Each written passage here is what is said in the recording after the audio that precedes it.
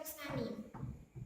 Saderengipun monggo kula dherekaken manjitaken syukur dumateng Gusti ingkang Maha Agung amargi Gusti sampun paring kasehatan dumateng kita sedaya. Saengga kula lan panjenengan saged makempal wonten mriki tanpa alangan. Ing dinten punika kula badhe ngandharaken sesarang babagan dinten pahlawan. Para rawuh sedaya sampun kula lan panjenengan mangertosi bilih dinten pahlawan punika ing tanggal 10 November. Dinten pahlawan kedah kula lan panjenengan pangeti. Dinten pahlawan menika dipun pangeti minangka mangeti perjuanganipun para pahlawan.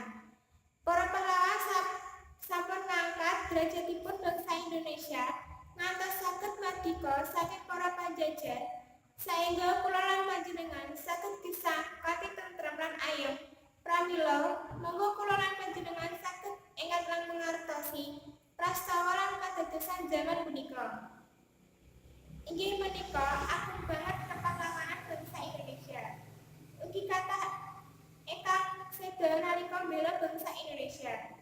Sedaya punika dipun lampahi karanten raos remen lan tresnanipun dumateng negeri Indonesia. Semangat para pahlawan ingkang ageng saged saestu patut kula lan panjenengan sedaya teladani. Kula lan panjenengan uga kedah bersyukur dumateng Allah Subhanahu wa Ta'ala awit saking kemurahanipun bangsa Indonesia dados negari ingkang mardika kados wekdal sakmenika. Para rawuh ingkang bagya mulya, mugi-mugi negari Indonesia menika salajeng dipun paringi kamardikaan ugi kamanunggalan dumugi akhir zaman. Cekap semanten anggen kula matur menawi wonten lepat kula nyuwun pangapunten. Wassalamualaikum warahmatullahi wabarakatuh. Satu tumbuh 1000